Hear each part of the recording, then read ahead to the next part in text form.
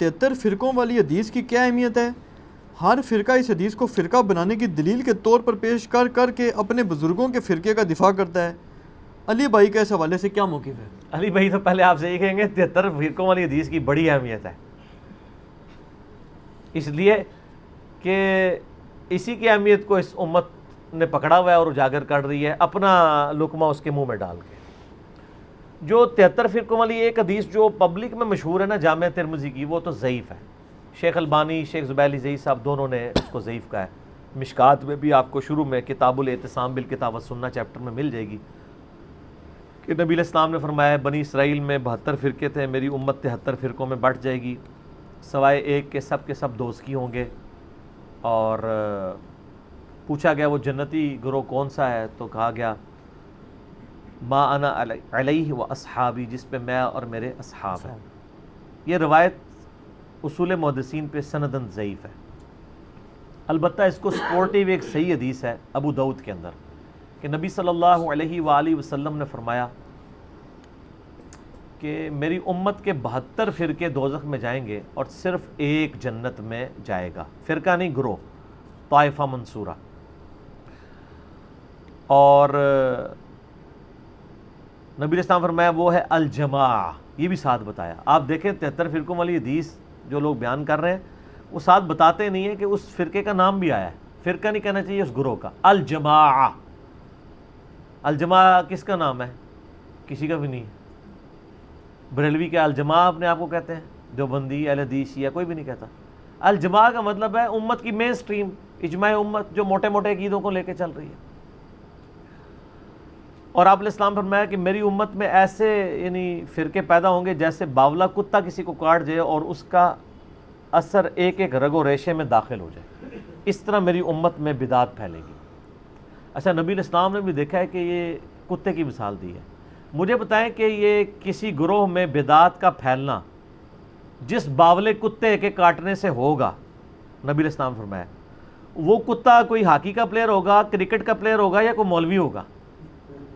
ظاہر ہے مولوی کسٹوڈین ہے نا، عقائد کا کسٹوڈین کون ہے؟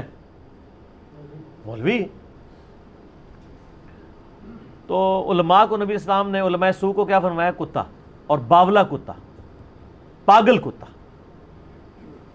بلکہ قرآن میں سورۃ الاعراف کی آیت نمبر 175 اور 176 میں بلعام بن باورا کی مثال دی گئی ہے کہ اللہ تعالیٰ فرماتا ہے وہ کتے کی مثال ہے، جو جیسا کہ زبان ہانپ رہا ہے، وہ اس پہ بوجھ ڈالا جائے تب بھی زبان ہانپے، نہ ڈالا جائے تب بھی زبان ہانپے۔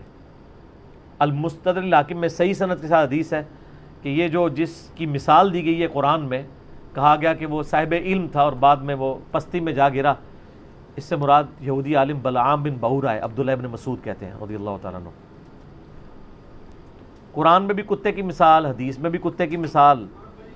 اور اب آپ دیکھ لیں، جب ہم کہتے ہیں کہ جی آپ علماء سو کو کتا کہا گیا تو وہ پھر ہم سے ناراض ہوتے ہیں۔ نبی علیہ السلام تو وَإِنَّكَ لَعَلَىٰ خُلُقٍ عَظِيمٍ ہے، ان سے اعلیٰ اخلاق کسی کا نہیں، پھر بھی آپ کہہ رہے ہیں کتے کی مثال ہے۔ تو وہ روایت ٹھیک ہے کہ 72 جہنم میں جائیں گے، ایک جنت میں، لیکن اس میں الفاظ نہیں 72 ہمیشہ کے لیے دوزخ میں جائیں گے، یعنی ان کا کام دوزکیوں والے ہیں۔ ورنہ نبی علیہ السلام یہ کلیئر کرتا ہے کہ 72 تو ہمیشہ کے لیے دوزخ میں ہے اور ایک ہمیشہ کے لیے جنت میں، یعنی اپنے اعمال کی وجہ سے ڈومیننٹ ان کا پورشن جہنم میں جائے گا۔ اس کو ایک سپورٹیو حدیث بخاری اور مسلم کی ہے کہ میری امت کا ایک گروہ قیامت تک حق پہ قائم رہے گا، کوئی نقصان پہنچانے والا ان کو نقصان نہیں پہنچا سکے گا حتیٰ کہ قیامت قائم ہو جائے گی۔ تو یہ جو لوگ ان احادیث کی بنیاد پہ اپنے گروہ کو جنتی کہتے ہیں اور دوسرے کو دوزکی، پہلے تو یہ کلیئر کر دیں جنتی فرقہ کوئی بھی نہیں ہے، فرقہ تو ہوتا ہی وہ ہے جو اصل سے ٹوٹ کے الگ ہو، جنتی گروہ ہے، طائفہ منصورہ، کامیاب گروہ۔ نبی علیہ السلام، صحابہ، تابعین، اہل بیت سب کے سب ایک یعنی جنتی گروہ تھے، ان سے ٹوٹ کے جو الگ بنا وہ فرقہ ہے۔ اب یہ پتہ ٹوٹتا ہے تو وہ فرق ہو جاتا ہے نا اپنے درخت سے، وہ پتہ تو نہیں کہہ سکتا یہ درخت فرقہ ہے۔ جس طرح آج ہم کہتے ہیں ہمیں اپنے آپ کو مسلمان کہنا چاہیے، وہ کہتے ہیں یہ نیا فرقہ بن گیا۔ اور فرقہ تو وہ ہے جنہوں نے انڈیا کے شہروں کے نام کے اوپر اپنے آپ کو بانٹا ہوا ہے، بریلی اور دیوبندی، بریلوی دیوبندی دونوں یعنی انڈیا کے شہر ہیں، حالانکہ ہم ان کو پھر مسلمان سمجھتے ہیں، تمام اختلافات کے باوجود ان کی اصلاح کے لیے علمی طریقے سے ان پہ ان کی غلطی ہائی لائٹ کرتے ہیں۔ 73 فرقوں والی حدیث اس والا جو پورشن ابو داؤد کا ہے وہ بالکل ٹھیک ہے، اور اس کا فہم میں جو سمجھتا ہوں وہ میں آپ کو بعد میں بتاؤں گا. پہلے میں وہ وسوسہ اس میں کلیئر کر دوں کہ ہر گروہ یہ کہتے ہیں ہم جنتی دوسرے دوست کی، تو اس سے آپ کو یہ بات پتہ چل جانی چاہیے کہ اس کا سلوشن کسی کے پاس بھی نہیں ہے. کیونکہ بریلوی اگر اپنے آپ کو طائفہ منصورہ کہتے ہیں، باقی سب کو کہتے ہیں وہ دوست کی ہیں، تو پھر آپ خود سمجھ لیں. یہی بات دیوبندی بھی کر رہے ہوں گے. پھر ایک عام آدمی کدھر جائے؟ ایک عام آدمی قرآن و سنت پڑھ کے نبی الاسلام کے ساتھ اپنا رشتہ مضبوط کرے. ہر گروہ سے، خواہ وہ کسی مکتب فکر سے تعلق رکھتا ہے، سنی ہو، شیعہ ہو، حنفی ہو، شافعی، مالکی، حنبلی، بریلوی، دیوبندی، اہل حدیث، اہل تشیع، اچھے لوگ جو موجود ہیں جنہوں نے اپنی اصلاح کر لی ہے اور امت کی مین سٹریم سے نہیں ہٹے، انشاءاللہ جنت میں جائیں گے. یہ امت کی مین سٹریم سے ہٹنے والے لوگ ہیں جیسے خوارج ہیں، پوری امت سے الگ ہو گئے. آج دور اعظم میں قادیانیوں کو آپ کہہ سکتے ہیں پوری امت سے الگ، ایک انہوں نے جھوٹی نبوت کے اوپر ایک پورے کا پوری بلڈنگ کھڑی کر لی. یہ وہ گروہ ہیں. بریلوی، دیوبندی، اہل حدیث، شیعہ آپس میں ایک دوسرے کو اس طریقے سے کہہ کے بانٹنے کی کوشش کرتے ہیں، تو اس کا تو کوئی اینڈ نہیں ہوگا. باقی یہ جو لوگ کہتے ہیں نا جی وہ فرقوں میں بٹنا ضروری ہے کیونکہ خالی مسلمان کہلانا کافی نہیں، نبی اسلام نے فرمایا تھا کہ فرقے ہوں گے. آپ نے یہ تو نہیں فرمایا تھا فرقے بنانا، آپ نے تو بلکہ ڈرایا ہے. یہ تو اسی طریقے سے ہے جیسے مسلم میں حدیث ہے، صحیح مسلم میں، کہ نبی علیہ السلام نے فرمایا قرب قیامت میں عورتیں ایسا لباس پہنیں گی گویا کہ ننگی نظر آ رہی ہوں گی، چست لباس ہوگا یا باریک. اس سے کوئی یہ رزلٹ نکالے گا کہ چونکہ اب قیامت آنے والی ہے لہٰذا ہم اپنی عورتوں کو ننگا لباس پہنائیں؟ یہ رزلٹ نکالنا چاہیے. تو فرقوں والی حدیث سے یہ رزلٹ کیوں نکال رہے ہیں کہ فرقے بنائیں؟ وہ تو کنڈیم کیا گیا. کنڈیم کیا ہے قرآن میں؟ وَاعْتَصِمُوا بِحَبْلِ اللَّهِ جَمِيعًا وَلَا تَفَرَّقُوا. اللہ کی رسی قرآن کو مضبوطی سے تھام لو، فرقوں میں مت بٹو. قرآن جب منع کر رہا ہے فرقے بنانے سے تو حدیث میں تو صرف خبر ہے، حکم نہیں ہے. حدیث تو بتا رہی کہ ایسا ہو جائے گا بچ جانا، جیسا کہ ایسا ہو جائے گا کہ عورتیں چست لباس پہنے گی تم بچ جانا. انہوں نے اسے حکم بنا لیا ہوا ہے. یعنی کامن سینس بھی نہیں. لیکن common sense is not so common. Common sense بھی کم لوگوں میں ہی ہوتا ہے نا، اتنا کامن بھی نہیں ہوتا. اور آپ دیکھیں فرقہ واریت کا عفریت اور جن اور بدعت اتنی خطرناک چیز ہے کہ یہ شوگر کوٹڈ کر کے ہر مسلمان نے جو ہے نا وہ استعمال کر لی ہوئی ہے. اور اس کے اوپر کبھی اس آیت پہ کسی نے نہیں عمل کرنا، وَاعْتَصِمُوا بِحَبْلِ اللَّهِ جَمِيعًا وَلَا تَفَرَّقُوا. اور اس سے سخت آیت جو اپنے منج پہ ہم نے لکھی ہوئی ہے، ان الذین فرقوا دینہم وکانوا شیعا لست منہم فی شیء. بے شک جنہوں نے دین میں فرقے بنا لیے اور اپنے آپ کو گروہوں میں بانٹ لیا، اے نبی آپ کا ان سے کوئی تعلق ہی نہیں ہے.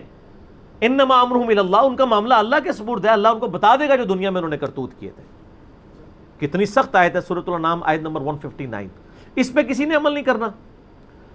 آج تک آپ نے یہ تو سنا ہوگا جشن دیوبند کانفرنس سنی ہے نا، عظمت اہل حدیث کانفرنس، 100 سالہ جشن اعلی حضرت سنے. آج تک آپ نے کبھی سنی ہے مسلمان کانفرنس یا مسلم کانفرنس؟ نہیں، کوئی بھی کرنے کے لیے تیار نہیں ہے. ان چیزوں کو فخریہ کرتے ہیں. اور جو اللہ نے ہمارا نام رکھا تھا ہوا سماکم المسلمین من قبل وفی ھذا، اللہ نے تمہارا نام مسلم رکھا تھا اس قرآن سے پہلے، ابراہیم علیہ السلام نے رکھا، اللہ نے اس قرآن میں انڈورس کر دیا. آپ کسی کو جا کے نا میں مسلم ہوں ایسے دیکھنا شروع ہو جائے گا، میں کافر ہوں. آپ کسی بریلویوں کی مسجد میں جا کے نا میں بریلوی ہوں، کہیں ماشاءاللہ. آپ کہیں دیوبندی ہوں، تھوڑا سا منہ چڑھائے گا لیکن کہے گا ہاں دیوبندی بھی ایک فرقہ ہے، وہ فلاں جگہ ان کی مسجدیں ہیں. اہل حدیث بھی ایک فرقہ ہے، ٹھیک ہے آپ نے اگر اہل حدیث ہیں تو آپ اس مسجد میں چلے جائیں.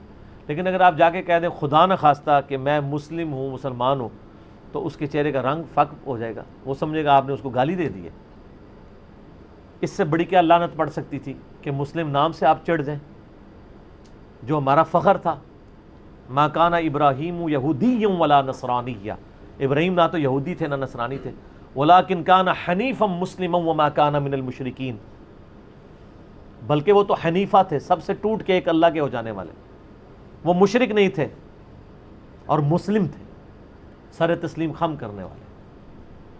یہ آج ہمارے لیے مصیبت بن گئی ہے. ہم جب لوگوں کو بتاتے ہیں لوگ پریشان ہو جاتے ہیں، پھر ہم ان کو پھکی دیتے ہیں.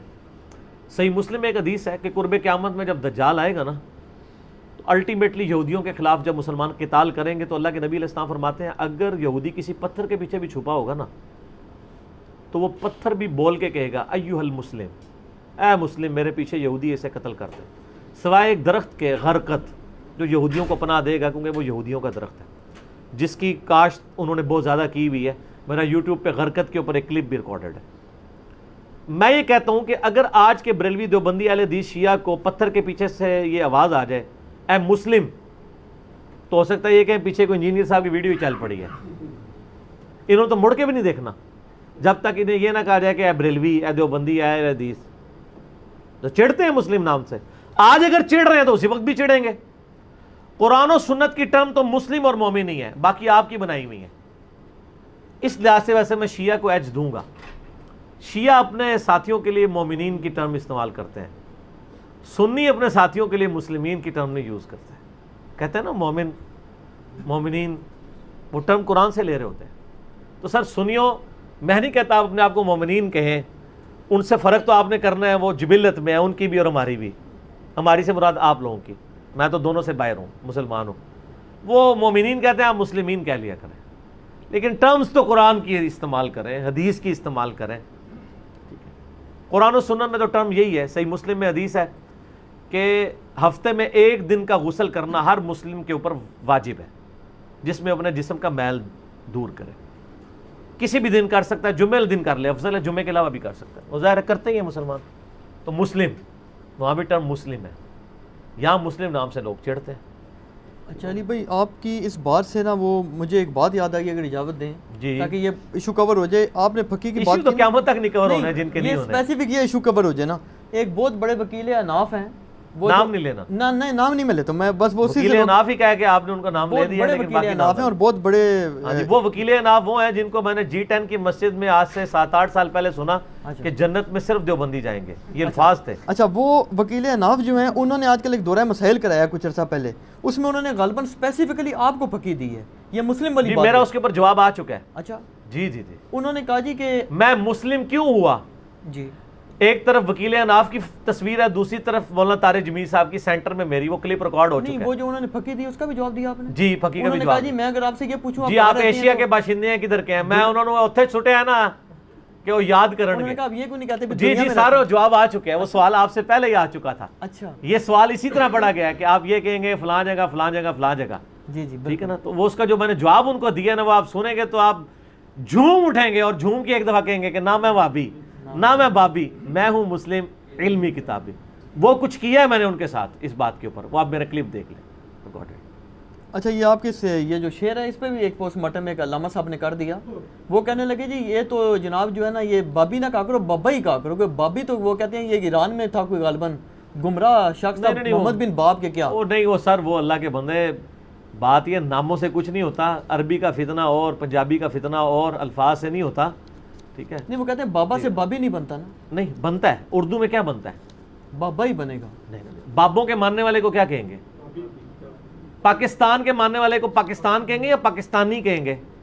افغان صوبے سے تعلق رکھنے والے کو افغانی کہیں گے ان کے ملک سے، یا افغان کہیں گے؟ افغانی کہا جاتا ہے نا. تو یہ نی وہ ہے، نون یاز ہے، نی ان کو کہ اردو بھی تھوڑی سیکھ لیں. یہ بابی ہم عربی میں نہیں کہہ رہے، اردو میں کہہ رہے. اردو میں کیا، ٹھیک ہے. تو بابی بنے گا.